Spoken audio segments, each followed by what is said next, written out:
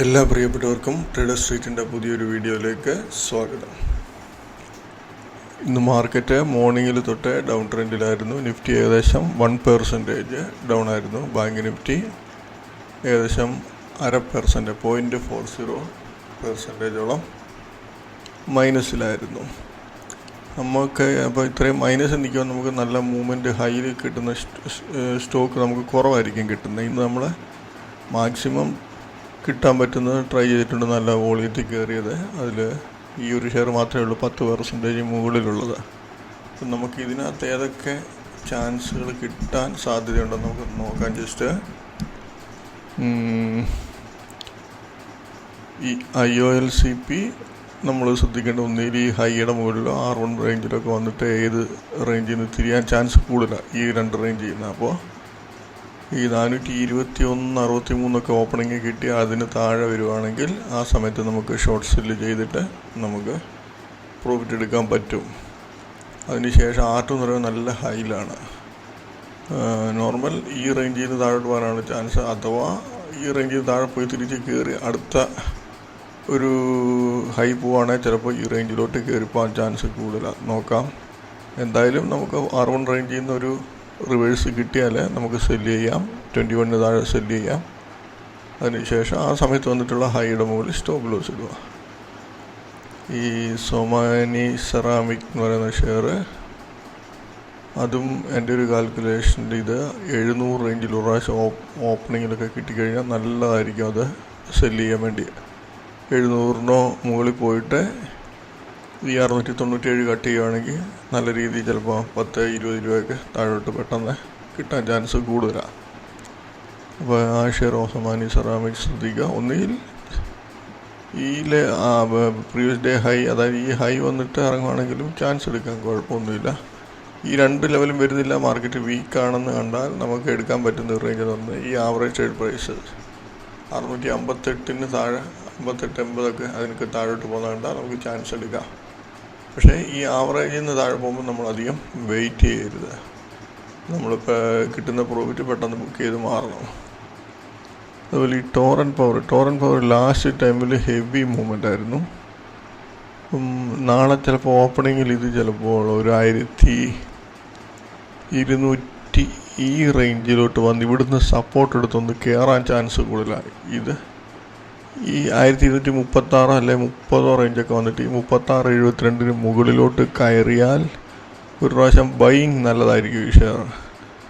നമുക്ക് പിന്നെ സെല്ലിങ് ചെയ്യണമെന്നുണ്ടെങ്കിൽ ഒന്നുകിൽ ഈ പ്രീവിയസ് ഡേ ഹൈയുടെ മുകളിൽ പോയിട്ട് ഇറങ്ങുന്ന ടൈമിൽ ചെയ്യാം. ബൈ ചെയ്യേണ്ടി പ്രത്യേകം ശ്രദ്ധിക്കണം. ഓപ്പണിങ്ങിൽ ഇത് ഈ 1236 അടുത്ത് അതിന് താഴെ പോയിട്ട് തിരിച്ച് ഈ ലെവലിൽ കയറി പോവുകയാണെങ്കിൽ എന്ത് ചെയ്യാം? ബൈ ചെയ്യാം ഈ ഷെയർ. അതിനുശേഷം ഈ 1250 മുകളിലോട്ടൊക്കെ പോവുകയാണെങ്കിൽ ചിലപ്പോൾ നല്ല രീതിയിൽ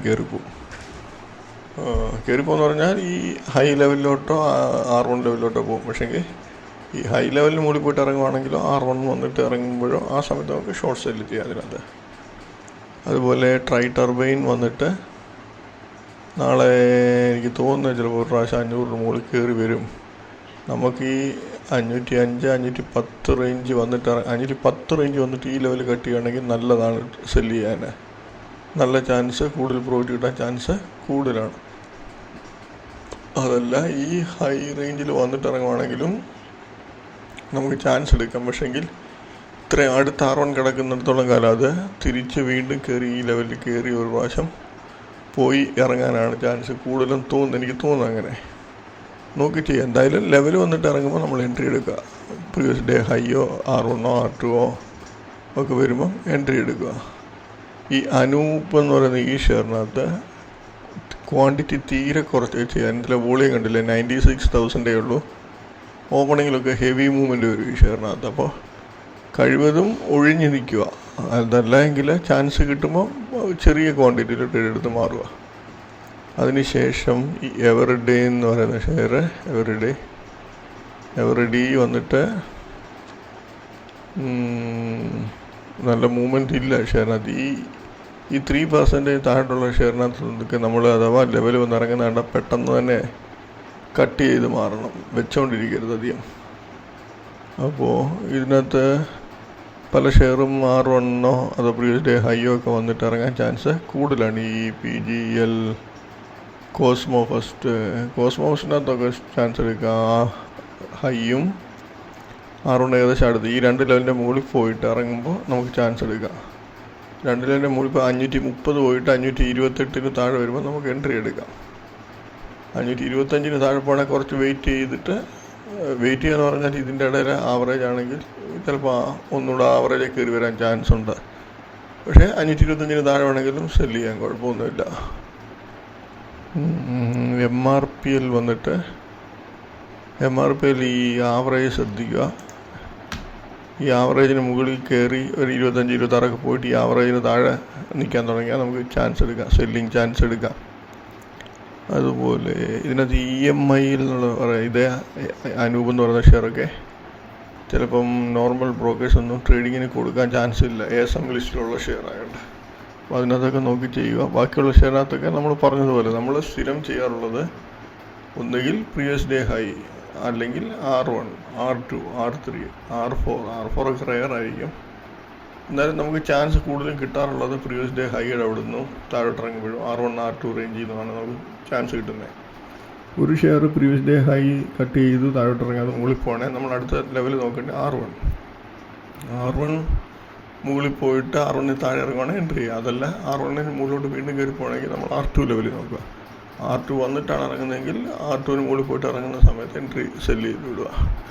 അപ്പോൾ നമ്മൾ ഈ പറയുന്നതിൻ്റെ ഡീറ്റെയിൽഡായിട്ടുള്ള എങ്ങനെയാണ് ട്രേഡ് എടുക്കുന്നതെന്നുള്ളത് പുതിയതായിട്ട് വീഡിയോ കാണുന്നവരെന്തോ ചെയ്യണം, ഞാൻ ഇതിൻ്റെ ഡിസ്ക്രിപ്ഷനിൽ കൊടുത്തേക്കാം. ഞാൻ എങ്ങനെയാണ് ട്രേഡിങ് ചെയ്യുന്ന രീതിയെ പറ്റിയുള്ള വീഡിയോ കൊടുത്തേക്കാം. അപ്പോൾ അവിടെ നോക്കി നിങ്ങളത് ഐ ബട്ടണിൽ കാണും, വീഡിയോകളുടെ ലിങ്ക് കാണും. അപ്പോൾ അതിൽ നോക്കി അത് കണ്ട് പഠിച്ചതിന് ശേഷം മാത്രം നമ്മളെന്തോ ചെയ്യുക, ട്രേഡിങ്ങിന് ശ്രമിക്കുക. അല്ലെങ്കിൽ ഷോർട്ട് സെല്ലാണ് ചെയ്യുന്നത്, അപ്പം റിസ്ക് കൂടുതലാണ്. പഠിച്ചു കഴിഞ്ഞാൽ ഓക്കെ, നല്ല രീതിയിൽ ട്രേഡ് എടുക്കാൻ പറ്റും. പഠിക്കാതെ വന്ന് ട്രേഡ് എടുത്താൽ നമുക്ക് അത് ബുദ്ധിമുട്ടാകും. അപ്പോൾ എല്ലാവരും നല്ല രീതിയിൽ മാക്സിമം മനസ്സിലാക്കിയതിന് ശേഷം മാത്രം ട്രേഡ് എടുക്കുക. നമുക്ക് അധികം ഷെയർ 14 ഷെയർ ഉണ്ടെങ്കിൽ ഇതിനകത്ത് ഈ ഇവിടെ തൊട്ട് താഴോട്ടുള്ള ഷെയറിനകത്തൊന്നും നമുക്ക് അധികം ലെവൽ വന്ന് കട്ട് ചെയ്താൽ തന്നെ അധികം പ്രോഫിറ്റിന് വേണ്ടി വെയിറ്റ് ചെയ്യരുത്. ഈ 5% താഴെയുള്ള ഷെയറുകൾ. അപ്പം നാളത്തേനുള്ള ഷെയറിൽ ഇത്രയേ ഉള്ളൂ. ഇന്നത്തെ ദിവസം നമ്മൾ ഇത്രയും ഷെയർ എടുത്ത് വെച്ചിട്ടുണ്ടായിരുന്നു, 20 ഷെയർ എടുത്തിട്ടുണ്ട്. ഇതിൽ ഒത്തിരി ഒരു 8-9 ഷെയറിനകത്തോളം നല്ല ചാൻസ് വന്നിട്ടുണ്ടായിരുന്നു. ഒരു 4-5 ഷെയർ ഞാൻ കാണിച്ചിട്ട് വീഡിയോ ക്ലോസ് ചെയ്യാം. ഇന്നലെ നമ്മൾ എടുത്തിരുന്ന ഷെയറിലൊന്നാണ്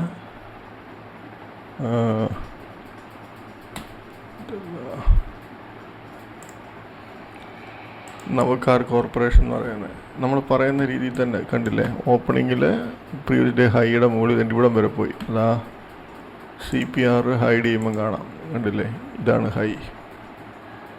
ഹൈ മാർക്ക് ചെയ്തിട്ട് ജസ്റ്റ് ഒന്ന് കാണിച്ചു തരാം.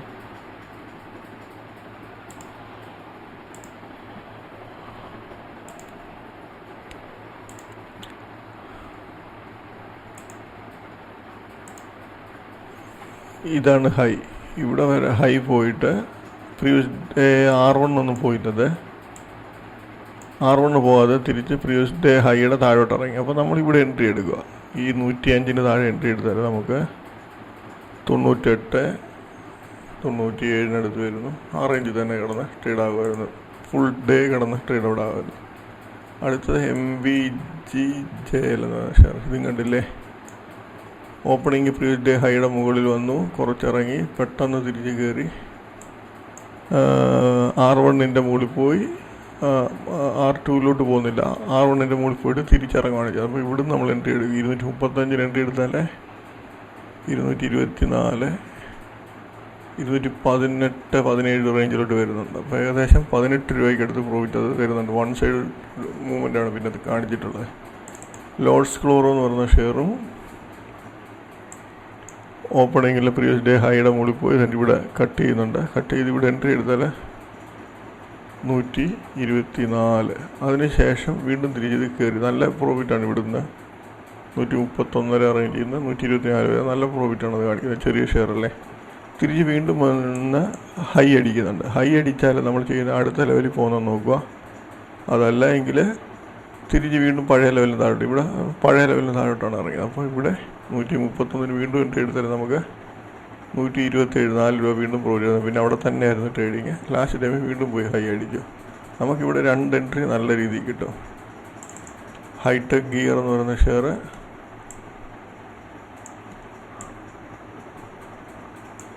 ഇതിൽ വന്നിട്ട് ഇവിടെയാണ് നമുക്ക് ചാൻസ് വരുന്നത്.